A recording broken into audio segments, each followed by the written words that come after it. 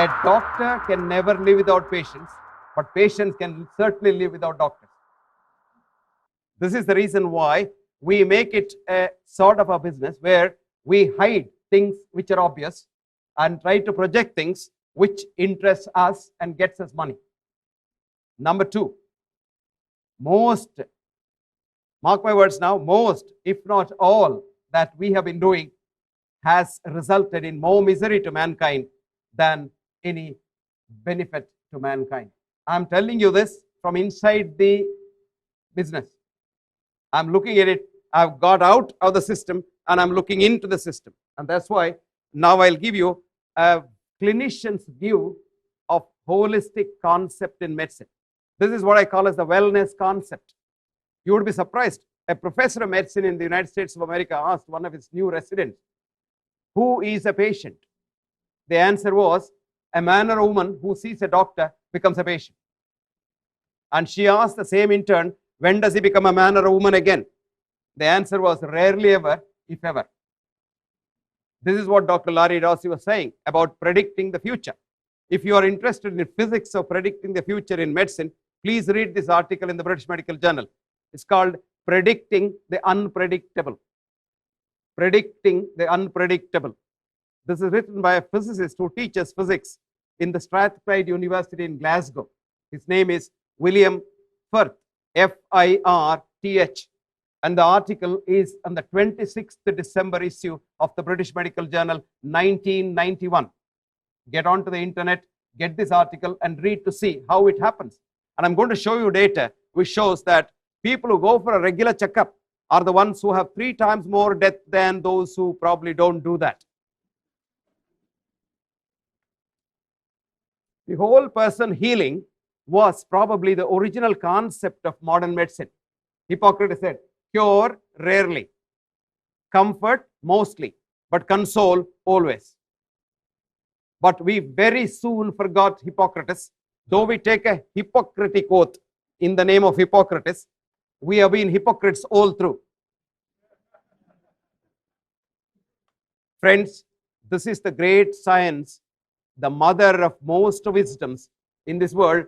And if you properly go through history, it was in the year 400 BC, Alexander the Great invaded India. Alexander, of course, did not go back to Greece, but the Indian books and the Indian scholars went back to Greece, to Alexandria, where started the modern medicine of Hippocrates 300 years later, and almost a verbatim translation of the Charaka Samhita, the original text in Indian system called the Ayurveda. And there he very clearly says, whatever is said should be backed by reason. Because if you back your talk by reason, there's no bad feeling about anything. And that's exactly what I'm going to do in the next few minutes. I want to give you 3 messages in this talk. Message number 1, reductionist science has failed. It has to fail. I always give my students a simple example. Look at this water. If you reduce water to hydrogen and oxygen and study the qualities of hydrogen and oxygen, hydrogen is very volatile. Oxygen abets volatility. Now put together in reductionist science, the whole is the sum total of the bits. So water must be terribly, terribly volatile. Is that right? That's exactly what happens to the human system and the human physiology that Dr. Larry Dossey was talking about. What happens to human physiology? We study a cell and then extrapolate the data onto the organ, then to the organism, and then to the organization. And this is where we have gone wrong. In fact, there was a physiologist who spoke the truth, but nobody took it very seriously. He was a very great man. His name was Charles Sherrington. He, in the year 1899, became the professor of physiology in the Liverpool University at a very young age of 42. In his acceptance speech, he said, I quote, sciences, he said, positive sciences can never, ever answer the question why. They can at the best answer the question how or how much. He gave an example. A physiologist can say, how does the heart contract? But a physiologist will never be able to say, why does the heart contract? And if only you understand why does the heart contract, you get the right physiology. In fact, I tell you, our physiology has been so wrong that the simple physiology of fluid replacement, if you meet with an accident on the road, or if you have a vomiting and diarrhea, or for any reason you lose a lot of body water, what we do in the hospital is counterproductive. Many times you survive in spite of doctors. I'll only give you one study. There was a study which compared the Vietnam War victims of major grievous injury vis-a-vis the Falklands War victims recently. In Vietnam, the Americans had a 5-star hospital in Saigon, and a grievously hurt patient was in Saigon within 5 to 10 minutes. And even in the helicopter that was taken, there was a 5-star hospital, high-tech hospital. Look at Falklands. The poor British didn't have any friends around. They didn't have a hospital there. They didn't have medical facilities. There were no helicopters. And some of the wounded soldiers were left in the snow. Luckily, it was in October, November, for as long as 24 to 48 hours. Then they were transported all the way, about 16 hours, back to England for treatment. And lo and behold, now a retrospective data shows that the per capita death of seriously injured patients, with all other parameters being equal, was twice that in Vietnam as compared to Falklands, where nature did a lot of healing. I won't go into the details because time constraints do not permit me to go into the detail. Now, the future, next message I want to give you is, future is not for reductionist science at all. It's for health promotion, not disease prevention. Remember one thing that our establishment does? We medicalize human life. We medicalize society. I'll give you a simple definition of normality. You go to a doctor, he says, you're normal, he pats you on the back. What is the meaning of normal? It's a statistical term. For every parameter that he tests, there's a Gaussian distribution in society, which is a bell-shaped curve. And the median plus 2 standard deviation is supposed to be normal. I'll give you an example. What's the normal height of Indians? Rustum Roy and myself. If you have a Gaussian curve, it's 5.5 inches, plus minus 1 inch, 5.6, 5.4. Now, somebody who is 5.3 is abnormal according to our concept. Somebody who is 6 feet is abnormal according to concept. Which means, if you understand basic statistics, 5% of normal human beings on any parameter checked automatically become abnormal, which we call as false positive. Okay? Have you understood? Are you with me so far? Now, come to think of it, there's a machine called the total body scanner, TBS, which checks 500 parameters of your body at a given time. How many parameters? 500. Which means 500 into 5 is 2,500. If 100 people go for a checkup, 2,500 patients come out. Did you understand? That means there will not be a well man in society if he went for a checkup. So the future is preserving health, and that is the essence or the main point in Ayurveda, which says swastasya swasta rakshitam. Preserve the health of the well. And if you take what Dr. Larry Dossey just now told you, if you think you're well at a given point in time, you are well. And all that you and I have to do as healers is preserve that feeling of wellness. And you would be surprised. There's a study of coronary bypass surgery is done. They did a sham surgery. They put only a skin incision, didn't open the chest at all, sewed it up, and that had the same effect as CABG. But the business of CABG, the coronary artery bypass grafting, is the thing that keeps the hospital till moving in this country also. There's a beautiful editorial, if anyone of you are interested to read, which is called Cardiac Interventions and Accountability in this world, in this country, United States of America. It's in the New England Journal of Medicine, September 1997, page 2213. And is written by a professor of cardiology called Harlem Krumholtz in Yale. And I quote one sentence. He says, the cardiac interventions done in this country are done more for money, because cardiac interventions are the ones which get billions of dollars in cash, prestige, television interviews, status symbol for doctors, hospitals, and manufacturers of drugs and technology. This is why we do cardiac interventions. Some of you might be knowing that a hospital in this country has been closed by the police because they found that 84% of the bypass surgeries done there were done for money and 16% only benefited the patient. And this is called the Tenet Hospital in Redding in California.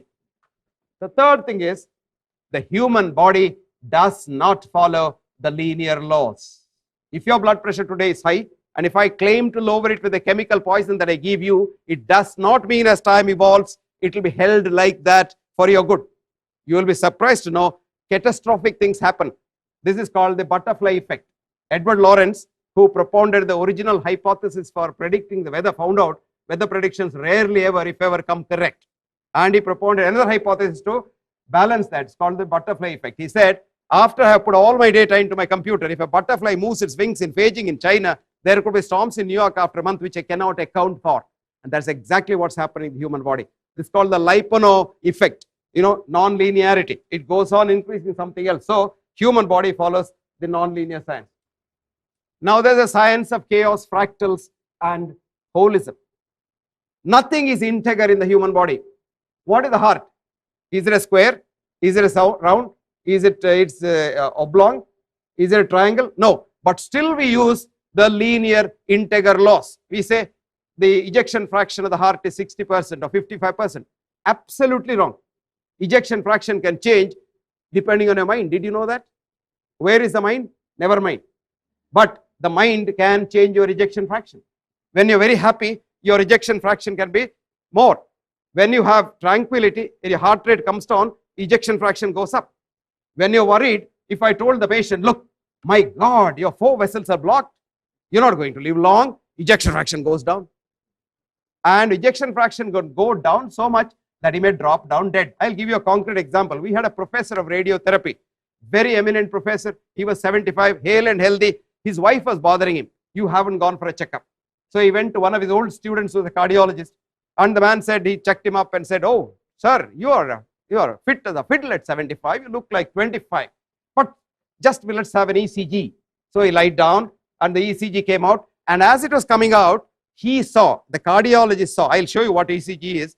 He saw that there was an old healed infarct, old healed heart attack, which the patient didn't know. So he told him, sir, you have had a heart attack, he said. He just said that. You had a heart attack, he said. And turned around, lo and behold, the old man had met his maker already in heaven. He died on the spot just because he was told he had a heart attack. Now, this is a concept of disease I have developed and published years ago. See, disease is not in the body.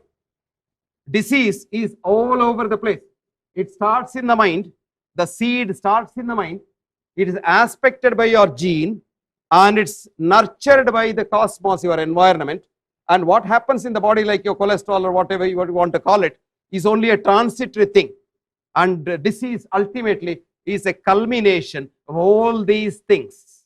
And if you want recovery, if you want healing, not curing, I think Professor Roy referred to this. Cure, if you look at the Webster's dictionary, says bring back to the original state, which is impossible. Even if I have a common cold, millions of my nose cells have already died and replaced by fibrous tissue. I can't bring it back. But heal, I can make the person whole. And to make the person whole, you have to reverse the whole thing for recovery. You must go to the gene, the mind, the environment, and the body. And you may wonder, how do you go to the gene? Barbara McClintock showed that genes can be influenced even by external factors like your mind, by various other things, jumping gene hypothesis. And she got a Nobel Prize after 30 years when she was almost Alzheimer's. Now, this is the concept of disease. And this is the great Indian system of Ayurveda. And this has been in existence, in the words of a British scholar in the 18th century, for times out of mind. That's Middle English. That means you can't imagine how long it was there.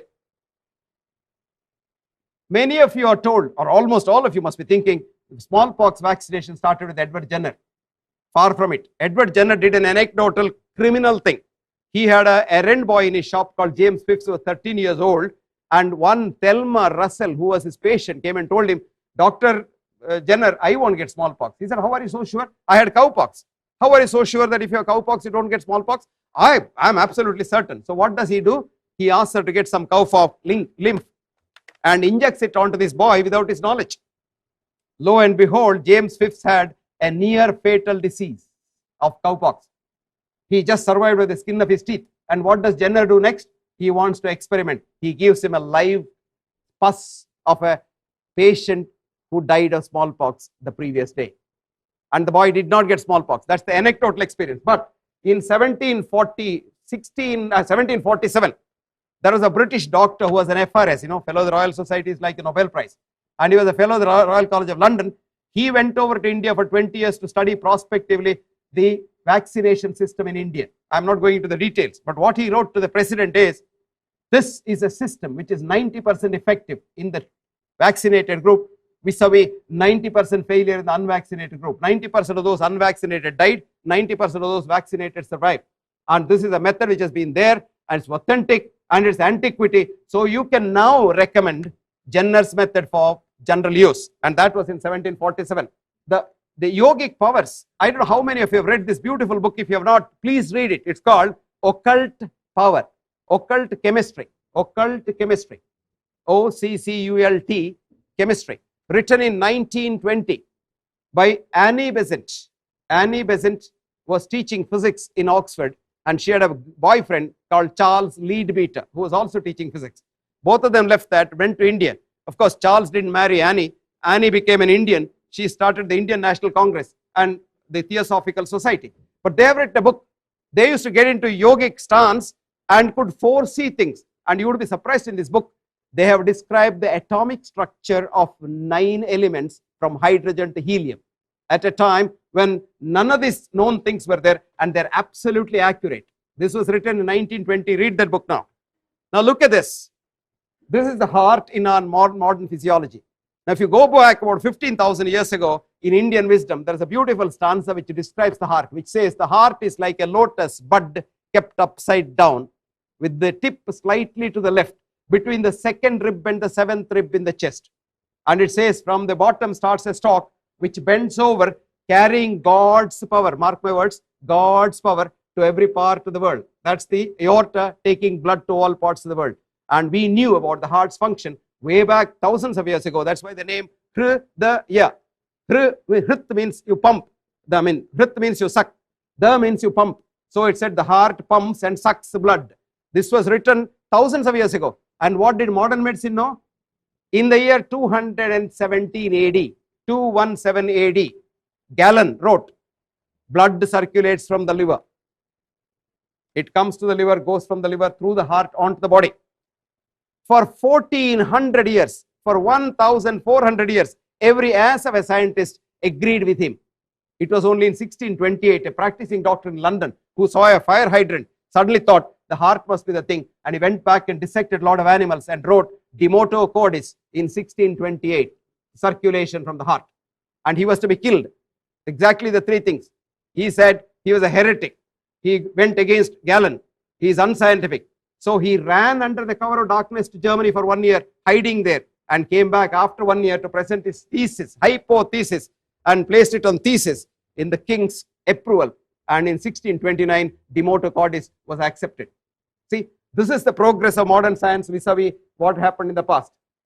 Now, if you want to change yourself, you must elevate yourself to a level where you can think. Ayurveda is based mainly on immune boosters. It doesn't talk about treatment. It just says, just boost your immune system. And that's exactly what we should be doing. And all these things boost our immune system. There's a thing called Ayurvedic Panchakarmas, rejuvenating therapy. You would be surprised. You feel so fine if you went through that. It's a very simple thing. But of course, there are a lot of charlatans now selling it in 5-star hotels and various other chalets in India. That's not the true Panchakarma. But scientific Panchakarma makes you feel at least 10 to 20 years younger. Fruits and vegetables have been the basis of Ayurvedic medicines. Hyperimmunity, vaccinations, Ayurveda, exercise, etc., etc. They're not very important. Now, in the human body, in the non-linear system, there are various rhythms that run the system. One is called the circadian rhythm. Circa is approximately 24 hours. Things that happen once in 24 hours. Like you sleep, you wake up, and various things happen, your hormone secretion, etc., etc. There are what are called ultradian rhythms that happen many times in a day. Like you piss maybe 4 or 5 times, maybe 10 times. You probably go to the toilet and pass motion maybe once. There are people who pass 5 times, both are normal. And these are all called ultradian rhythms. There's one rhythm which is beyond 24 hours. That's called the infradian rhythm. That happens in a woman who menstruates once in 28 days. Now, all the rhythms which are circadian, ultradian are controlled by the dominant rhythm called breathing. This is the essence of prana ayama. Prana is breath or life. Ayama is movement. Prana ayama. So you can control all rhythms in the body which are circadian, including your hormone secretion, your heart, your breathing, everything, plus all the ultradian rhythms, but not the infradian rhythm. Because Ayurveda said, Kujendu Hetu Pratima Sarthavam.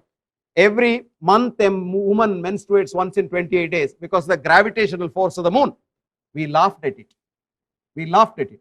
2003, American Journal of Physiology says a beautiful study which showed that it's the gravitational pull of the moon that stimulates the cortical cells, which in turn go through the pineal body down to the gonads, and the woman menstruates. What a fascinating thing. That's why I once wrote, don't go against nature, because HRT, hormone replacement therapy, is terribly anti-nature. I wrote it 10 years ago, and hormone replacement therapy has killed more people, millions maybe, not more people. More people is not the right word. Now I'll show you how breathing changes your heart's function. Now this is the lungs on the sides. Now this is your ECG, right? If you look at the ECG, your doctor will say, oh, you're a normal ECG. Now if you look at that, there are a lot of parts where there is no electrical activity in the heart at all, which means you're dead. Then you can't have even a fraction of a second without electrical activity. If you want to really see your ECG, it looks something like this. This is the heart rate variability. What I have done in the study is, I put the heart rate in the x-axis and with a microsecond difference on the y-axis, your own heart rate. And if you go on breathing, you see your heart rate goes on moving. This is the healthy chaos of normal arrhythmia. Rhythmia is not health, arrhythmia is health. Now I'll show you another thing. Now this is lot of have ectopic beats. You know, when you stand up to speak to an audience, you say I have butterflies in stomach. Butterflies are ectopic beats. And we doctors have been treating this with very poisonous drugs. They are not to be treated because it's still healthier. The chaos is still better. But look at this. Now this is dangerous. This is a patient whose heart rate does not vary at all with the breathing. And this patient died 3 hours after this was recorded. This was a patient with an extreme congestive cardiomyopathy of coronary artery disease. Now what we have done over the years, we have been able to do a CWT, continuous wavelet pattern transform. This is a very complicated mathematical thing. The same thing that I showed you as a dot, now I have spread it as a 3-dimensional picture. So if you can breathe into my computer, I can tell you whether every cell in your heart is working normally or not. When you have a chaos like that, you see that those blobs there, various color blobs, that means health. Now you see this is ectopic beat, there's still health at the back. Now see this is a kind of disease we call as sick sinus syndrome, a very healthy thing, nothing to worry. Now this is dangerous. Here there is rhythm, that irregularity has gone, regularity has come. This is a dangerous thing. This patient was seriously ill and didn't live long.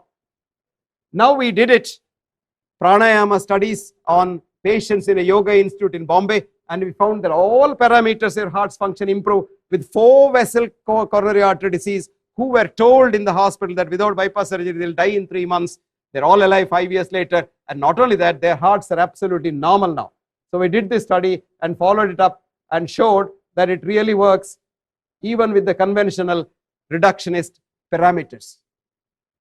Now modern medicine has failed, and failed miserably. I will show you only a few things. The Institute of Medicine report in the United States of America said that the first cause of death in the United States of America is heart attack, second cancer, third doctors and hospitals, and fourth the adverse drug reactions of the drugs that doctors prescribe, fifth then stroke, and so on and so forth. And in this country with 250 million people, on an average 350,000 people die annually because of doctors' interventions and the drug interactions.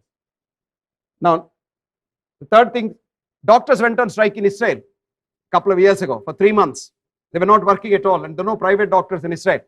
And then of course somebody brokered peace between the government and the doctors, and they came back, and when they came back, audit showed that death rate had fallen precipitously in every city during the strike period, only to come up to its original level, overshoot it when they came back to work. And do you know who brokered peace? Can you guess? Morticians brokered peace. Their coffins were not sold at all. That's the truth. And the British Medical Journal has written a beautiful editorial. Doctors going on strike will definitely improve society's health. Now somebody said, okay, we have more doctors, there will be less problems. There is no link between the size of the doctors and the health of society. As a matter of fact, the largest number of doctors are in Italy, and the lowest is in Japan, And the health-wise, Japan is the best. Italy is the last among the 14 industrialist countries seen. Now, Dr. Larry Dossey was telling about the checkups. Now, see this prospective study. It's a very beautiful study. 5,000 people were divided into two match groups, and one group was checked up every 3 months religiously at free costs, and the other group was told, do what you like. And at the end of 5 years, there was hardly any difference between the death rate in the two groups. After 10 years, the intervened group had twice the death rate due to all diseases. At the end of 20 years, 3 times more people died in the intervened group, where every parameter, so-called parameter, was corrected by the doctors. The others didn't do anything. Next. Now, a lot of people say if your blood pressure is slightly on the higher side, as a matter of fact, now they are bringing it down and down and down. It was 160 by 110. It has come to now 110 by 75. And that's supposed to be the normal now. Now, look at that. For the first 3 years, nothing happens to you. Beyond that, beautifully treated people have 3 times more death and complications than people who have not taken drugs and compared to their normotensive cousins in society. Now, very new concept has come in. This is a very important thing which Dr. Dossey was talking about, the multiple sclerosis concept. The whole group of diseases called the autoimmune diseases. That is, your own body cells think you are foreign and try to attack you. This is called the concept of horror autotoxicus. Paul Ehrlich 2 centuries ago said, my God, what happens if the antibodies attack you? And now they think the antibodies attack you because you have the self and non-self concept. You become so selfish, you cocoon yourself and think everything else is different. No, the real concept is all are mine. Or this is exactly what Ayurveda says. Aptopasevi bhavet arogyam. If you treat everyone in this whole world as your near and dear ones, health will be yours for the asking. And what spoils health? Krodha, shoka, bhaya, ayasa, viruddhanna bhojana, taponalan, katva, amla, kshara, lavana, tikshnoshtati, raktapitta prakopet. Hatred, jealousy, greed, anger, pride. And all these things kill you. And they kill you very, very seriously and badly. Now we know the most important risk factor for heart attacks is hostility, destructive hostility. Even students in Johns Hopkins, young students, were given a hostility score diary and every 3 months scanned with the PET scanner, and they found higher the hostility score, the quicker the damage to the coronary vessels. As young as 18 years. You would be surprised, American soldiers in the Vietnam War, 100 of them after death, they were scanned and they found 76% of them had pre-vessel disease. Their age was 22, average age. Antibiotics have done so much of havoc that in Britain now, we prescribe maggots for wounds healing. Maggots are given, cultured maggots in packets. Patient's wound is healed up, and then he's told, go home every day, put maggots on that. 3rd day, the wound is healed. Gangrene treatment. Now, the multiple drug resistant germs have become so dangerous that many hospitals have to close down their operation theaters because they can't operate. These germs cannot be killed by the 500 molecules of antibiotics. Antibiotics are anti-nature. You try to kill a germ, the germ mutates. And we are back to the basics. Now see, work done in this country has shown that ginger and garlic put together are the most powerful antiviral drugs. Honey, locally and inside, beautiful drug. Indian spices like pepper probably is the best thing. After 50 years of research in the Colindale Cold Research Center, the last paper before they closed down the center said, for cold, we cannot do any improvement. Go and eat Indian spices. The future is for integrated medicine. And leave the well alone. Don't interfere. You know, Hutchison was a great physician of the last century who said, God, give me deliverance from A, treating human beings as cases. B, making my intervention worse than his disease. And 3, not letting the well alone. Yoga and health, probably somebody will talk more about it. Power of prayer, Dr. Dossey has already. And never predict the future. Never predict the future of your patient. Thank you.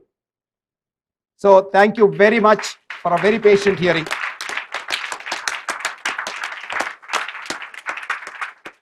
I think it's a $1 million question if I've understood the question well. There are some situations where the modern medical interventions are absolutely necessary. Let's say I fall under the car on a road.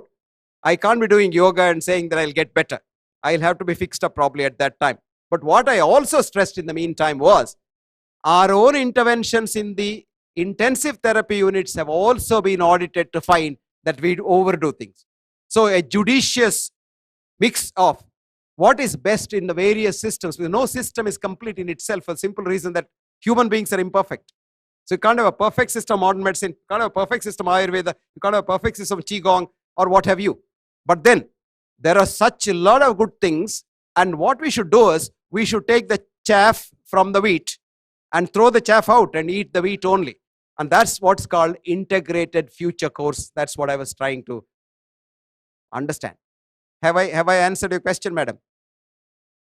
There are certain situations where it's inevitable, but by and large, the so-called situations where modern medicine is inevitable is less than 5% of the population. Today, what do? We apply the same gadgets for 100%, and that's where counterproductive things happen.